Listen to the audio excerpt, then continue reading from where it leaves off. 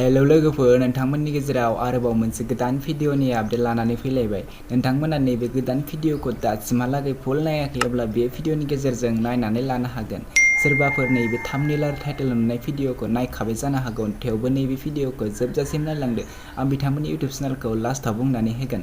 लोगोफोर, नोंथांमोना नैबे आंनि चेनेलाव गोदानबा चेनेलखौ साबस्क्राइब खालामनानै गालां आरो भिडिअखौ मोजां मोनो अब्ला भिडिअखौ लाइक, शेयार, कमेन्ट खालामनानै होदो। आं बेफोरबायदिनो गोदान भिडिअनि आपडेट लानानै फैबाय थायो। नोंथांमोना आंनि गोदान भिडिअनि आपडेटखौ बयनिख्रुइबो सिगांसिन नायबाय थानो थाखाय चेनेलखौ साबस्क्राइब खालामनानै बेल आइकनखौ अलाव क्लिक खालामनानै ला। बिदिब्ला फैदो दिनैनि बे गोदान भिडिअनि गोदान आपडेटनि सायाव। दानायनि नैबे गोदान भिडिअनि आपडेटनि टाइटेलानो जादों फेक लाभ एनिभार्सारि। बेयो मोनसे गोदान बड' शर्ट फिल्म। लोगोफोर, दासिमहालागै बे भिडिअखौ फुल नायाखैब्ला बे भिडिअनि गेजेरजों नायनानै लानो हागोन। नैबे भिडिअनि कास्ट महरै दङ आबुल नार्जारी, सनिता बर', सुबुंसार।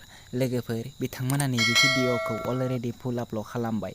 दासिमहालागै फुल नायाखै अब्ला बे भिडिअनि जोबनायाव नायनानै लादो। नैबे भिडिअनि स्क्रिप्ट आरो डिरेक्सनानो जादों नयन मुसाहारि। बे भिडिअआ जोबोरैनो मोजां जादों आरो बे भिडिअनि स्ट'रियानो जादों आबुल नार्जारी। केमेरा आरो एडिटिंआनो जादों जोंसार बसुमतारी। नैबे भिडिअनि मिउजिकखौ होदों प्रेमन्त नार्जारी आरो बे भिडिअनि प्रडिउसारानो जादों रायजो बसुमतारी। लोगोफोर, नोंथांमोना नायनो थाखाय बिथांमोननि इउटिउब चेनेलाव थांनो नांगोन। बिथांमोननि इउटिउब चेनेलनि मुङानो जादों सिमां ब्रह्म चेनेल। नोंथांमोना बिथांमोननि बे इउटिउब चेनेलाव थांनानै बे गोदान भिडिअखौ नायनानै लाहैदो आरो आं बिथांमोननि बे भिडिअनि लिंकखौ डेसक्रिप्सनावबो होनानै दोननो नाजागोन। नोंथांमोना डेसक्रिप्सनाव थांनानैबो नैबे गोदान भिडिअखौ नायनानै लाहैनो हागोन।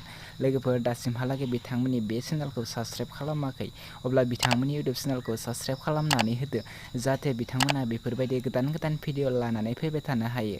बिदिब्ला लोगोफोर, दिनैनि नैबे गोदान भिडिअनि गुसुं आपडेटआ बेखिनियानोसै।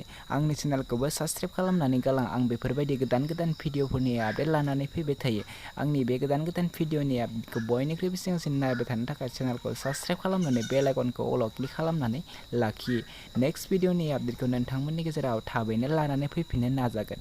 बिदिब्ला लोगोफोर, दिनैनि बे गोदान भिडिअनि गुसुं आपडेटआ बेखिनियानोसै। आंनि वाट्सएप ग्रुपआव दासिमबो जइन जायाखै अब्ला नोंथांमोना आंनि वाट्सएप ग्रुपआव जइन जानो हागोन आरो नोंथांमोननावबो बेफोरबायदि गोदान भिडिअ दङब्ला नोंथांमोना आंखौ आपडेट होनो थाखाय कमेन्ट बक्सआव कमेन्ट खालामनानै हरनो हागोन।